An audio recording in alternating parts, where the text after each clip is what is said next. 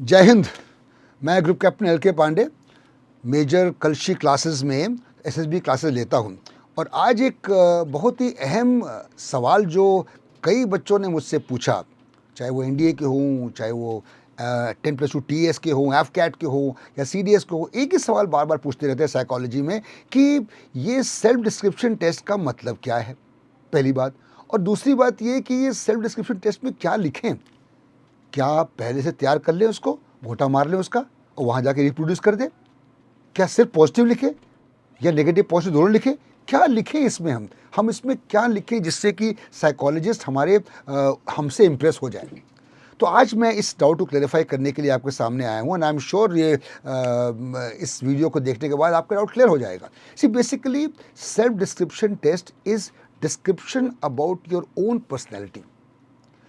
While you are giving a psychology test of TAT, WAT and SRT, the psychologist checking your dossier makes up certain impression about your personality as far as pluses are concerned and as far as minuses are concerned. He makes up for that.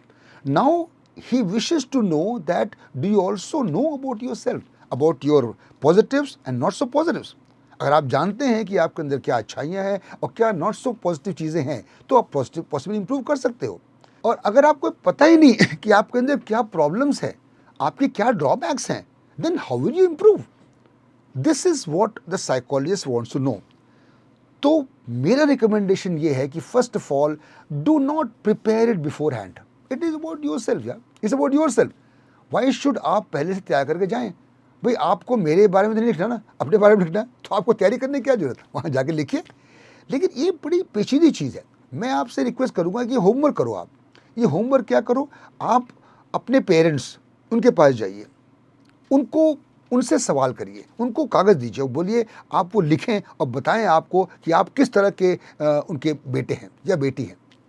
वो बताएंगे आपको. अपने friend से पूछिए, आप अपने favourite teacher से पूछिए, रियल टाइम उनसे इंफॉर्मेशन लीजिए कि what kind of person they feel that you are, what are those positives and what are not so positives in your personality. और इन तीनों चीज़ों का समेशन करके आप डिसाइड करिए कि आपके अंदर क्या पर्सनैलिटी में क्या ट्रेट्स हैं, क्या प्लसेस हैं और क्या माइनसेस हैं. Minuses may not be, if it is positive the others will be not so positive, थोड़ा सा कम पॉजिटिव है जिनको क्या इम्प्रूव कर सकते हैं. तो first paragraph of parents, second paragraph of teachers, third paragraph friends, ये तीनों के तीनों ओपिनियन लेने के बाद इन तीनों का समेशन निकलता है आपकी अपने बारे में, जो कि आप क्या तो कॉन्डिडेट करते हैं या तो आप एक्सेप्ट करते हैं जो बातें आपके पेरेंट्स, टीचर, फ्रेंड्स से बताइए योरसेल्फ कॉलम में. और इन योरसेल्फ कॉलम में आपके positive and not so positive आते हैं, कोई नई चीज़ नहीं आती है. और जो नॉट सो पॉजिटिव हैं इनको आप कैरी फॉरवर्ड करते हैं to the last para of the kind of person you want to become और the qualities you like to inculcate in yourself.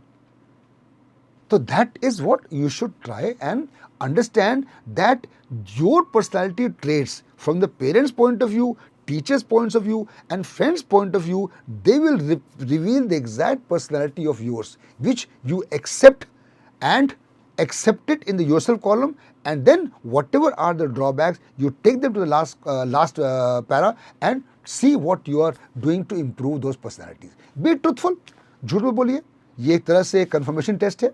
झूठ न बोलिए, जो आप हैं जैसे हैं उनको आप बताइए साइकोलॉजिस्ट को. उसको ऑलरेडी पता है, वो चाहता है कंफर्म करना ताकि कंफर्म हो जाए. उसको कंफ्यूज मत करिए. आप कंफ्यूज मत करिए. I am writing all good things for my self.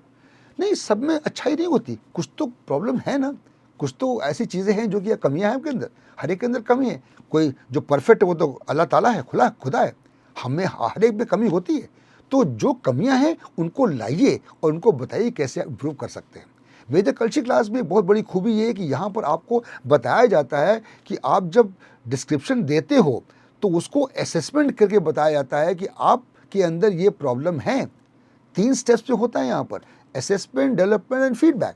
Now once the assesses ये प्रॉब्लम बच्चों में है, then the development takes place over a period of 90 days. जो बैच चलता है एसएसबी का, 90 डेज में आपके पास हैं, आपने असेसमेंट किया, उसको बताया कि क्या प्रॉब्लम है, उस क्वालिटी को डेवलप किया and ultimately you get a feedback, yes उस क्वालिटी डेवलप कर ली उसने and finally he get success in the SSB.